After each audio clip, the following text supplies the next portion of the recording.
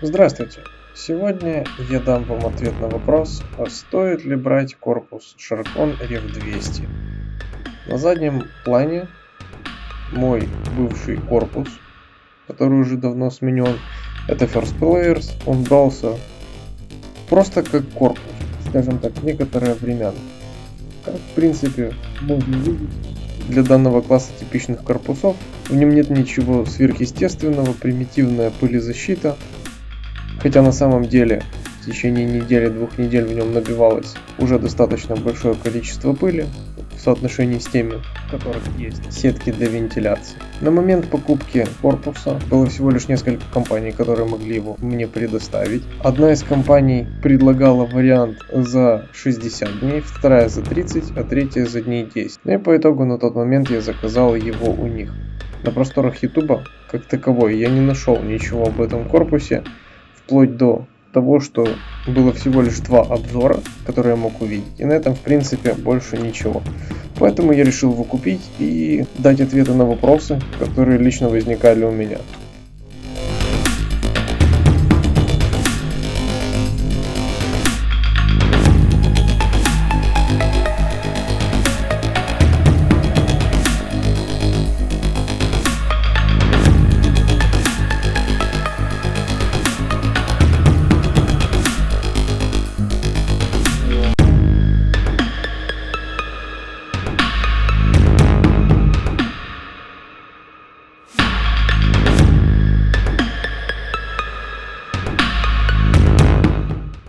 Вам приятного просмотра, приятного чая, кофе-пития. В моем случае это будет просто пепси-кола. Ну что ж, приступим к демонтажу комплектующих из моего корпуса для того, чтобы переселить их в новый.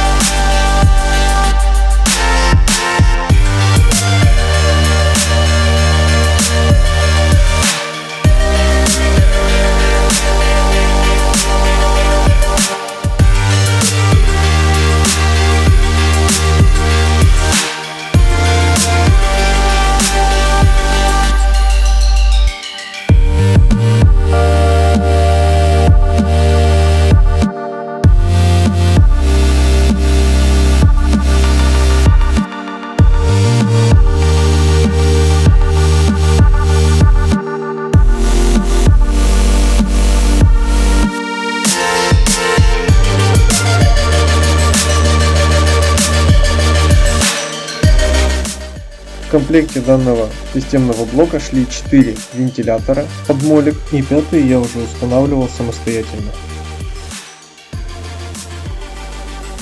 Так как в этом корпусе присутствует всего лишь одна салазка, которая дает возможность установить один жесткий диск и один SSD накопитель.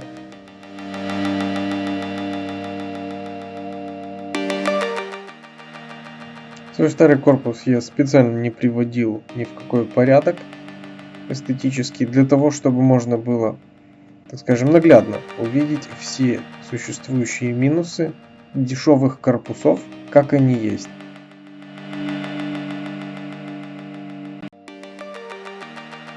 Переходим, собственно, к самому виновнику торжества. Коробка с корпусом от компании Sharkon Rev 200.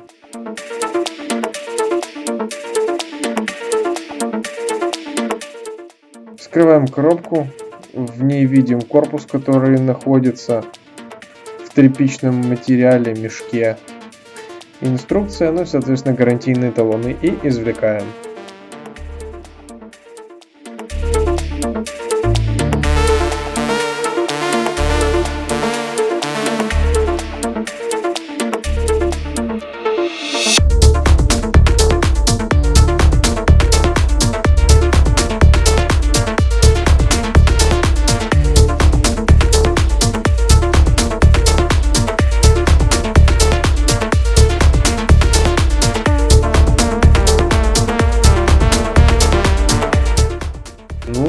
самое приятное — это снимаем пленочки.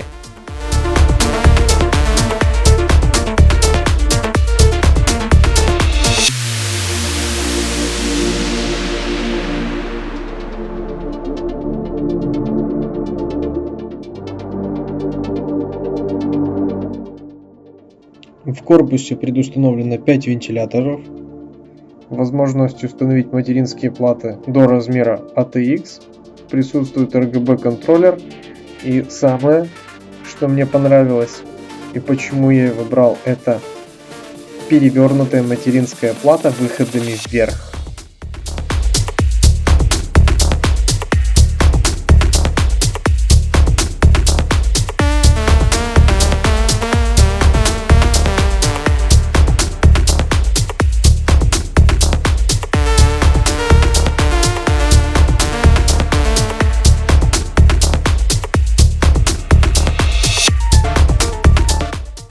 Открываем заднюю крышку и видим весь кабель менеджмента, контроллер и кабеля.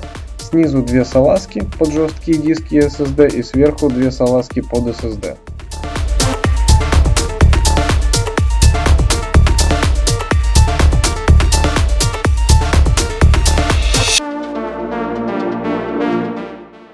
В коробочке с комплекташкой, которая шла вместе, идут стяжки, винты, одно крепление материнской платы и барашек.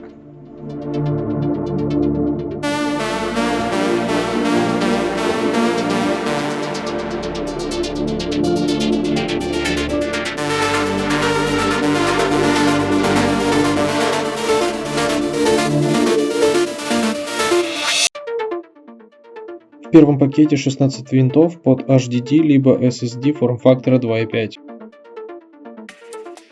Во втором пакетике 8 винтов под жесткий диск. В третьем пакетике 11 винтов под материнскую плату или жесткие диски, а в четвертом пакетике винты только под материнскую плату.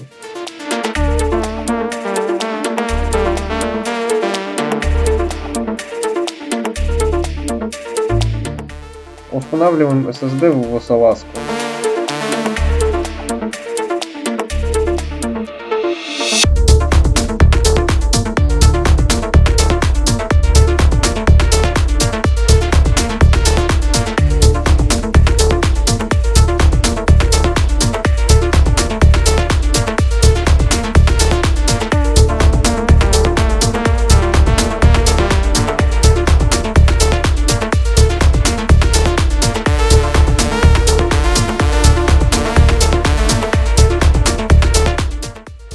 Далее устанавливаем жесткие диски. Что действительно мне понравилось, это наличие силиконовых проставок для гашения вибраций. И как показала практика, они действительно себя хорошо показывают. Но главное не перепутать стороны, которыми нужно вставить жесткий диск. Потому что, как в моем случае, придется вытащить и по новой ставить для того, чтобы закрутить.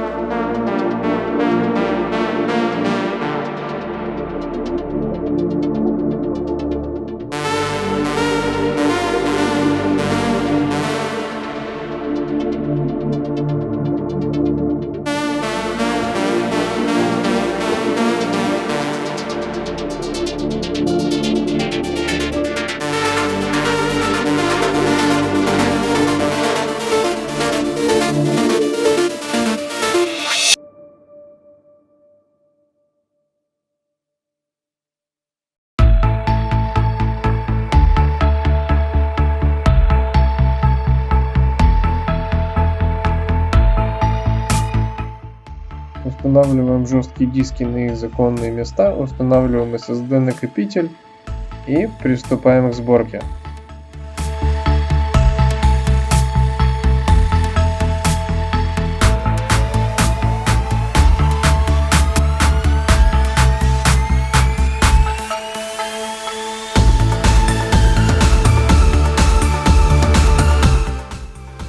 Одной из моих основных ошибок это было установить в первую очередь блок питания. На самом деле сначала стоит начать не с него.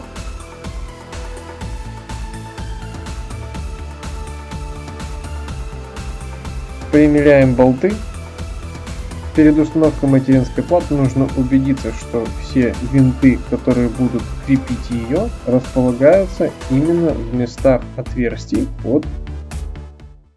Если вы услышали эту музыку, значит что-то пошло не так. В моем случае пластиковый бэкплейт материнской платы не хотел заходить за подлицо на свое место. По какой причине сейчас уже сказать не могу, но промучился я тогда достаточно долго, потому что либо верхняя сторона входила, нижняя нет, либо нижняя сторона входила на свое посадочное место, а верхняя нет. По итогу все решилось намного проще, легким отгинанием.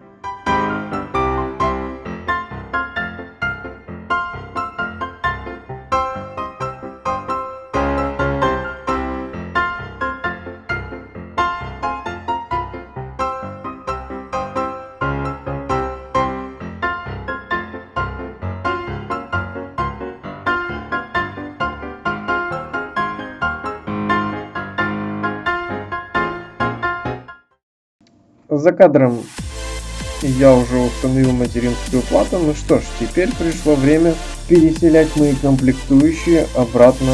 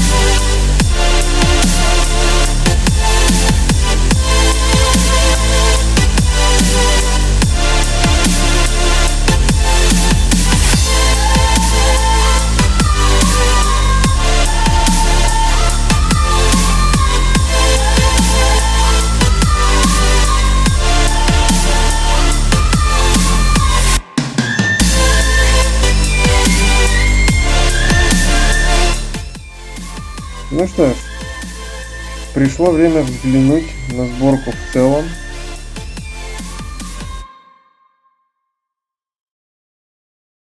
Большим плюсом данного корпуса является расположение выходов сверху, а это значит, что можно все кабеля аккуратно уложить, и они не будут болтаться сзади вашего системника. И все кабеля по итогу можно зажать хомутом и аккуратно закрыть крышкой.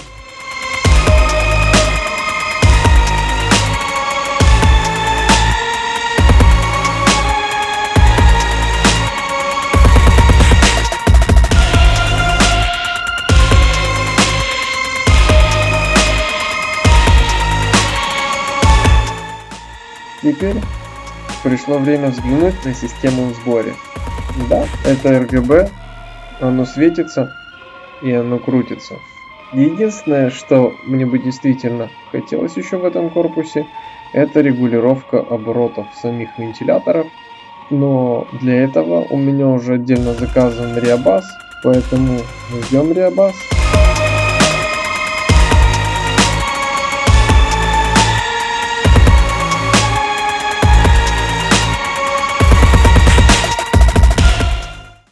Ну что ж, после каждого видео в правилах хорошего тона должны быть какие-то выводы, основанные уже на некотором времени использования чего-либо. Данный момент уже записывается спустя неделю, как я пользуюсь данным корпусом.